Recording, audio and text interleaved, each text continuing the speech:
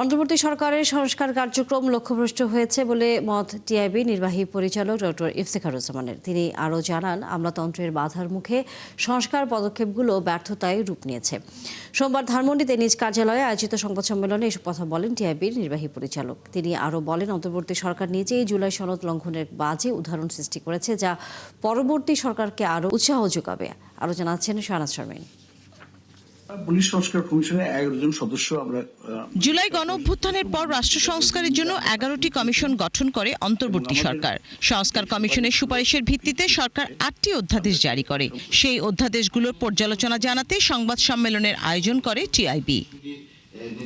সংবাদ সম্মেলনে টিআইবি নির্বাহী প্রধান জানান, সরকারের সংস্কার কার্যক্রম লক্ষ্যভ্রষ্ট হয়েছে। সুশাসন নিশ্চিতের জন্য গুরুত্বপূর্ণ আইন প্রণয়নে সংশ্লিষ্ট সংস্কার কমিশনের কমিশন সহ বিভিন্ন অংশীদারের প্রদত্ত যে যৌক্তিক সুপারিশমালাগুলো সেগুলো উপেক্ষা করা হয়েছে।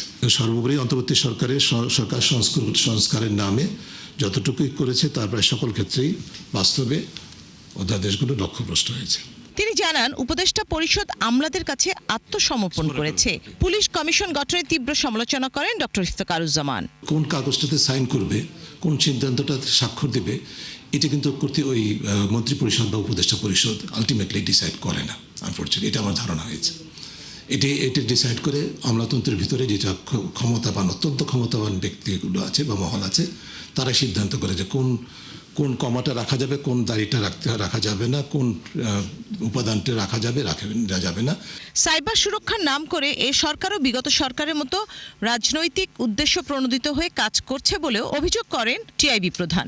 সাইবার সুরক্ষা, ব্যক্তিগত আপত্ত সুরক্ষা, জাতীয় আপত্ত ব্যবস্থাপনা অধ্যাদেশে উল্লেখযোগ্য ও যুগোপযোগী ইতিবাচক বিধান থাকলেও প্রতিটিতে নিজস্ব আঙ্গিকে এবং সামষ্টিকভাবে যার যা জায়গা থেকে এবং সামষ্টিকভাবে সরকার ও সংশ্লিষ্ট প্রতিষ্ঠানের হাতে কোনো প্রকার বিচারিক সুরক্ষা ছাড়া জবাবদিহিহীনভাবে বাক স্বাধীনতা, ভিন্নমত ও গণমাধ্যমের স্বাধীনতা দমনের আইনগত ব্যবস্থা তৈরি করা হয়েছে।